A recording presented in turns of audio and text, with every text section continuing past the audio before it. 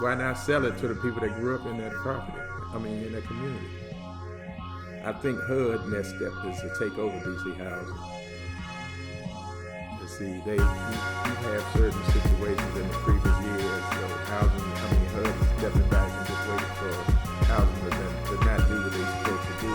They're getting all this money now, so they're gonna say, well, here's so many millions, billions. Let's see what we're gonna do.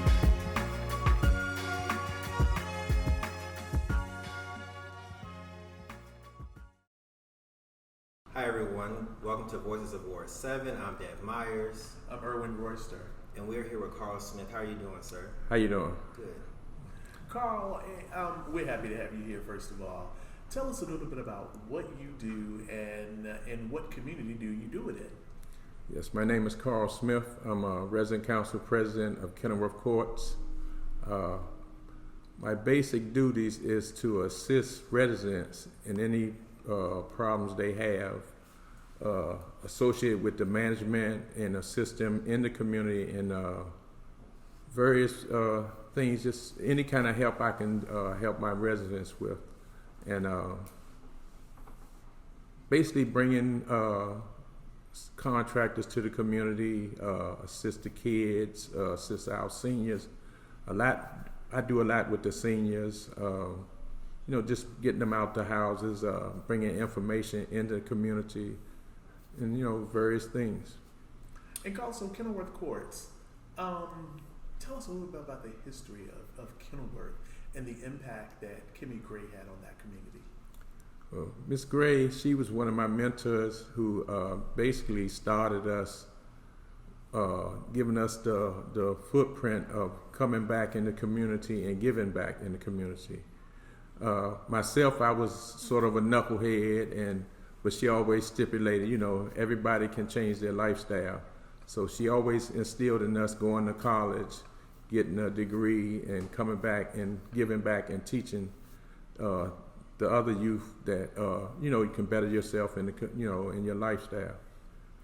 And she was a great person, an advocate for home housing and buying homes and just having your own and not depending on the government to take care of you. Okay, and Carl, being in your role, what are some of the challenges concerning housing when you're dealing with your residents? Oh, well, basically, majority is income.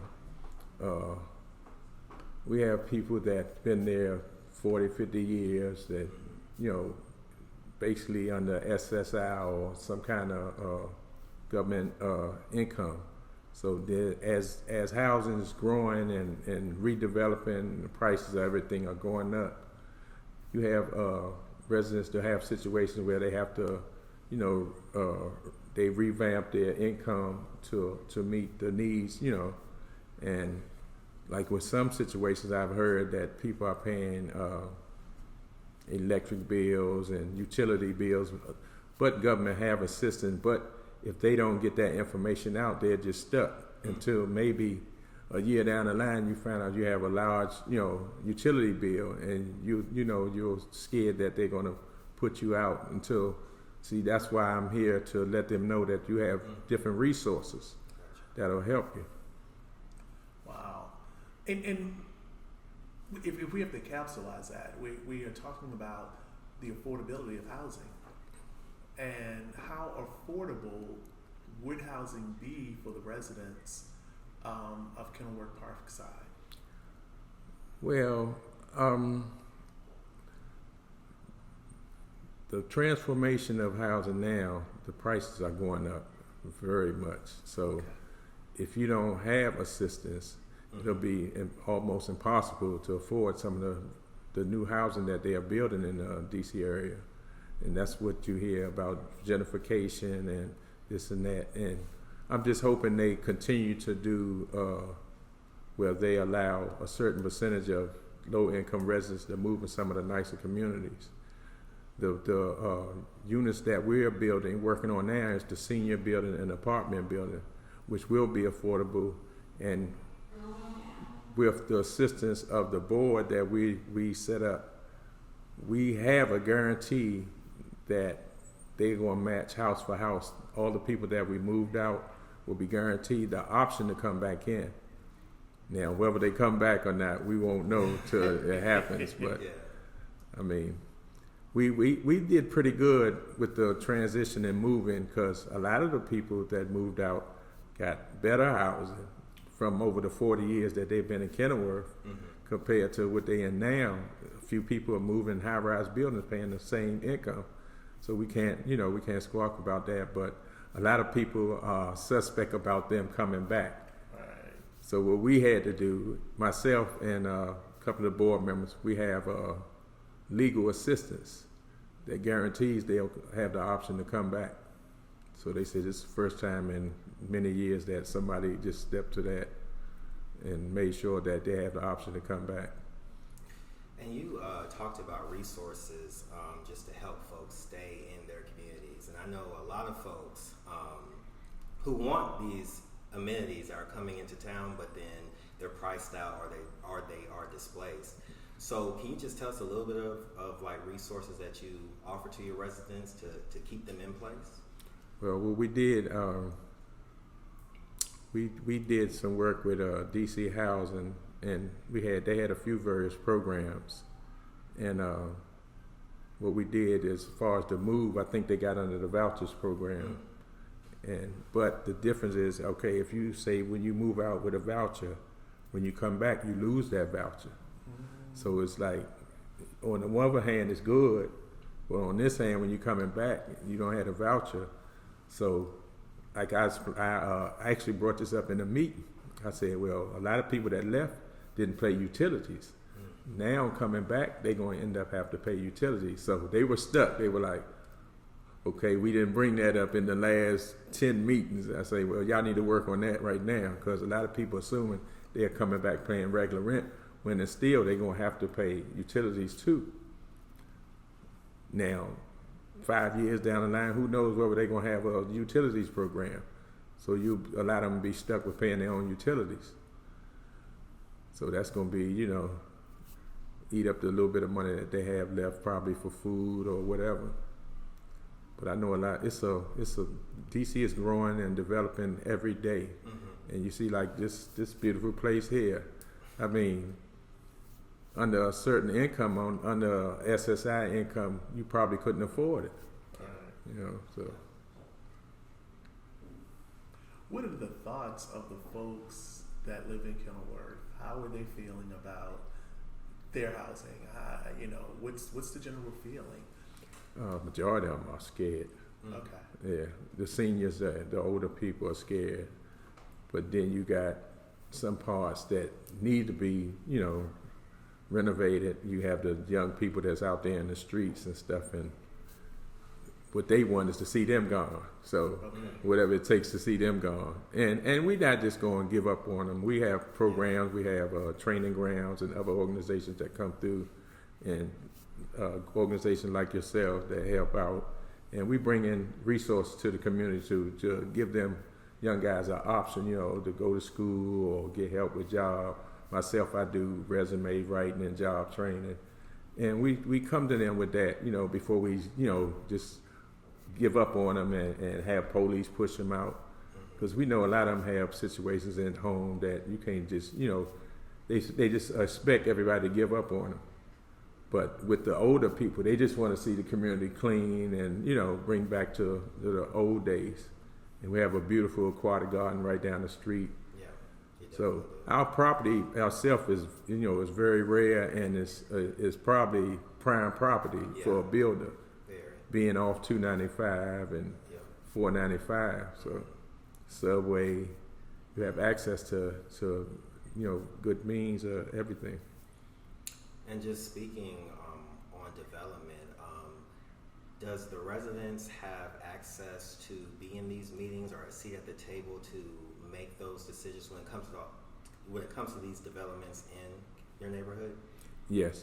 We basically, before the pandemic, we were in meetings, I think every 2 or 3 months, and we made sure all the residents were there. With the virtual meetings, we get as many as we can. With the seniors, a lot of them don't understand about the virtual or the webcam. So what I do, anytime we do a meeting and we get the information, I just do paperwork and send it to them and try to make sure and explain to them what's our next steps. Is there anything you want to say to our listeners about housing, about your thoughts and views on housing? Well, I'm hoping that housing get redevelop itself in Vamp, because we just had a situation where the director just left because of something that happened, and this is the problem with that. HUD is sitting there waiting, and I've been around housing all my 30, 20, 40 years, and I think HUD next step is to take over DC housing. And see, we've had certain situations in the previous years. So HUD is stepping back and just waiting for housing to not do what they're supposed to do, and they're getting all this money now. So they're gonna say, well, here's so many millions, billions. Let's see what we're gonna do. And they had this situation, I think, recently with 82 million or something being messed up, and they can't explain how what happened with it. And what are your thoughts on that? It's wild, because you figure somebody's supposed to be there to account for this money, different organizations, whatever, and it's like they gave it to these contractors. Who are the contractors? Where did the money go? Then we heard a situation where the contractor wasn't hiring the minority in a minority city. So, who are they hiring? Where did the money go? Why did it take so long for the money to get processed and whatever? So all of a sudden we come up with 82 million gone, displaced. Okay, somebody's pockets are looking real fat. So a lot of people, in the community don't hear about this if you don't read on it. Yeah. And it's a shame, though, that they take advantage of us like that. Would you say we're in a housing crisis? Oh, definitely. I'm hoping it's getting better, but it's just like the situation with the homeless people. They just came up and grabbed them now. Why did it take that long to do that? They had money. You wouldn't have seen as many people on the streets. But all of a sudden, I guess it got to the media more so, and then it makes the city look bad too. The eyesight. This is the nation capital, the government of the whole country. But we got homeless people, but we're bringing people from overseas here in the United States. Just loads and loads of people in the United States. Like, we got room for everybody, but we got people here in D.C. area sleeping under bridges and stuff. So they got to do better with that. So, I think you touched on it earlier. Probably not. But what do you think are some of the solutions to cure this? We just have to have people accountable for money mainly, and we have to work on. They can't just give up on the low income people, because we're the backbone really of this city. The low income people, regardless of us being low income. We built this city. It was Chocolate City one time, but it's I call it the mixed city now. But we can't just put us to the side, because we got various races here, and we just need to work together and build the city back up. I'm hoping our mayor is doing well. She's doing pretty good so far. I can't complain about that. They're building. We see building, but now we're gonna see if they just gonna displace us. For our property. That's the issue now, because most of the low-income places are being torn down. Berry Farms, Kenilworth, Lincoln Heights. And if you're going to build a nice building, please just allow a certain amount to low income, because a lot of those families are getting older and moving on anyway. So you might have a family that was 10 people coming in, now it's 4 or 5. The elders are getting older, so at least make sure you have senior buildings adequate for them. And the teenagers or whatever, if they're working or not working, you still have to find places for them. You can't just displace us.